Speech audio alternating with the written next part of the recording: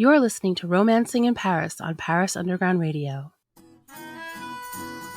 Hello, and welcome to the Romancing in Paris podcast.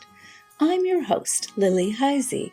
In this podcast, we'll be traveling around the city as I pick out my top romantic spots per arrondissement. You don't have to visit these places only as a couple. Exploring them can be the expression of your own love of Paris. Are you ready to get romancing in Paris? Hello, and welcome back to Romancing in Paris. In this episode, we journey to the east of last episode's arrondissement as we hop from the 17th to the 18th district. Crowning the very north of Paris, the 18th is most famous for its hilly former village, Montmartre. But there is much more to the arrondissement, which, as a whole, is for me one of the top romantic districts in the whole city. Okay, I might not be all that biased because I live in the 18th. However, its quantity of romantic places soars off the charts. What's more, most of my favorite romantic aspects of the 18th are removed from the super touristy places of the district, which, although they have their merits, are a tad overrated. So many places, and just one podcast episode. Well, for this round, that is.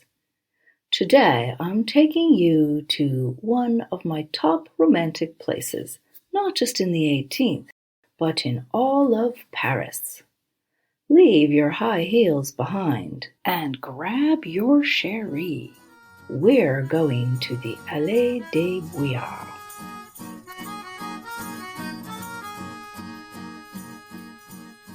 As we've seen in other episodes of the podcast, the outer ring of Paris's arrondissements were only made officially part of the city in 1860. And therefore, in these zones which were once peripheral, there are a number of charming former villages, like Les Batignolles, which we visited in the last episode, and Passy, which we saw in episode 16. Montmartre's history has a few other twists to it, though. As far back as Roman Paris, there was a stone quarry up here on La Butte, or hill in French. It was in use until the mid-1800s, although the exact origins of the name of Montmartre are still a matter of debate.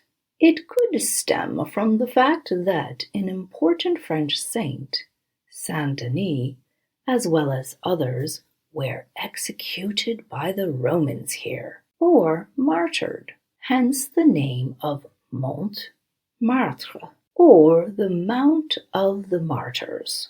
Denis's martyrdom took place around 270 AD. Over the centuries, as Christianity gained a firm foothold in France, the faithful would pay homage to Denis on this hill north of the capital. One of these worshippers was Queen Adelaide de Savoie, the wife of King Louis VI. She was so moved by the sight that she implored her husband to found a royal abbey here, which was established in 1133. The religious community was living rather peacefully until the French Revolution broke out.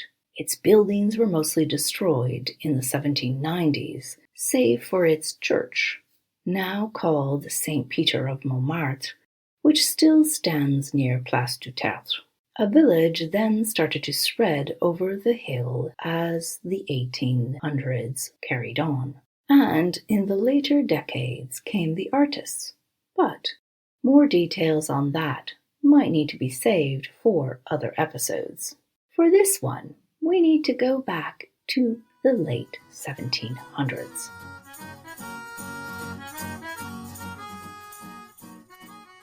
In the decades before the Revolution, there was a different arrival in the area, that of folie. countryside getaways for Parisian aristocrats. A few of these managed to survive the Revolution and the centuries, and one of these is at the origin of our charming Allée des Brouillards. In 1772, a lawyer of the Parliament of Paris, called Le Grand Duc Camagin, bought a large plot of land on the western side of the hill, upon which there was a farm, vineyards, and the ruins of a windmill called Le Moulin des Brouillards, or the Windmill of the Fogs. It's said that it got this name due to the morning mist, or fog, that was emitted from a neighboring water spring. He had the windmill torn down to build his 300 square meter country house. Perhaps with some foresight to the coming events, he sold it right on the eve of the Revolution.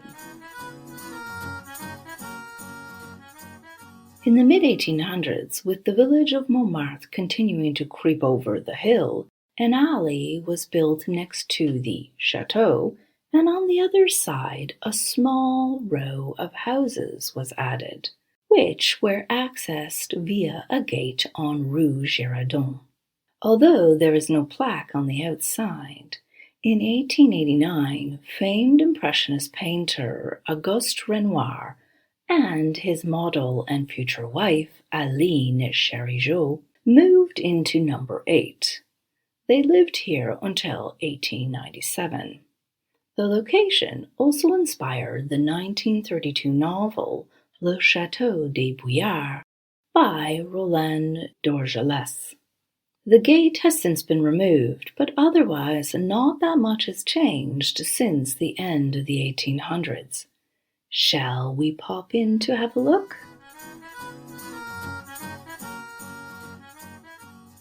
Now, to get the best wow factor, if you haven't been here before, I suggest arriving the long way by Avenue Junot, along which you can set the romantic tone by admiring its glamorous Art Deco townhouses and the alluring Villa Léandre. Rounding the bend, turn right into Rue Simon Dereur, lined with more Art Deco homes as well as some art studios. This road is a dead end where a small staircase is found. As you climb this, the magic begins. At the top of the steps, you've reached the Allée des Brouillards. Take your time to linger, maybe even lean against the balustrade, where you can whisper sweet nothings into the ear of your chérie, or slip a delicate kiss on his or her cheek. On the right, you can peer through the greenery into the garden of the Château des Brouillards and see the building behind. On the left, you can just observe the top of the line of houses. Try to imagine Renoir painting in his top floor studio at number 8, or his boys playing in the garden. As you slowly make your way down the lane, you'll start to see the white dome of Sacré-Cœur peeking above the rooftops and trees. You'll go down a few steps, which might beckon you to sit for a moment. It's a nice place for a photo with your sweetheart, and bearing a pleasant backdrop of the lane. When you come to the end of the alley, you've reached the enchanting Place Dalida, home to a statue of this legendary Italo-Egyptian singer and actress who lived around the corner.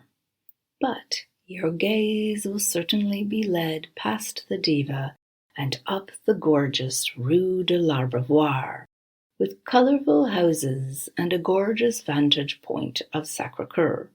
It's one of the most beautiful views in all of Paris, and oh, so terribly romantic.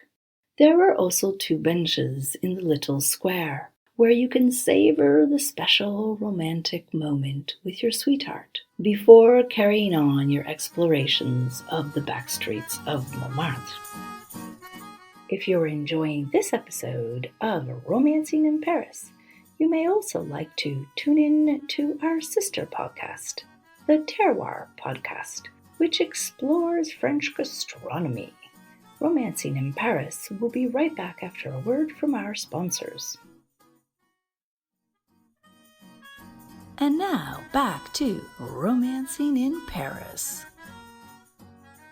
A visit to the Allée des Brouillards is marvelous by day or night, although I have a small preference for the latter. The silence of Montmartre in the evening, when most of the tourists are long gone, and its low lighting are sublime. You can even cap off your romantic outing by going for a drink or meal at nearby Hôtel Particulier de Montmartre, hiding in a secret lane off of Avenue Junot.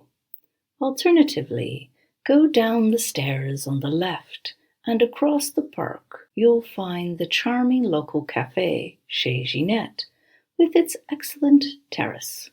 Nearby is also a real standing existing windmill, the Moulin de la Galette, which Renoir immortalized in his painting The Bal du Moulin de la Galette, hanging at the Musée d'Orsay, which has a classy restaurant today.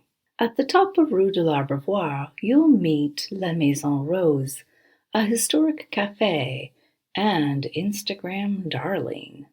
Unless you come at night, it'll be packed with tourists, many of whom only seem to make it this far west on La Butte de Montmartre. If you would like to discover Montmartre in more detail, I give tours of the area, either with a romantic focus or a history tour, which also discusses the artists of the area. I also have a number of thematic articles on Montmartre on my website, Je t'aime me neither. Thank you for listening to this episode of Romancing in Paris. If you've enjoyed it, please subscribe. That way you won't miss another one. Ratings or reviews are also highly appreciated and only take a few seconds to do. Until next time, happy romancing in Paris. This episode of Romancing in Paris was produced by Jennifer Garrity for Paris Underground Radio. For more on this show and shows like it, please visit parisundergroundradio.com.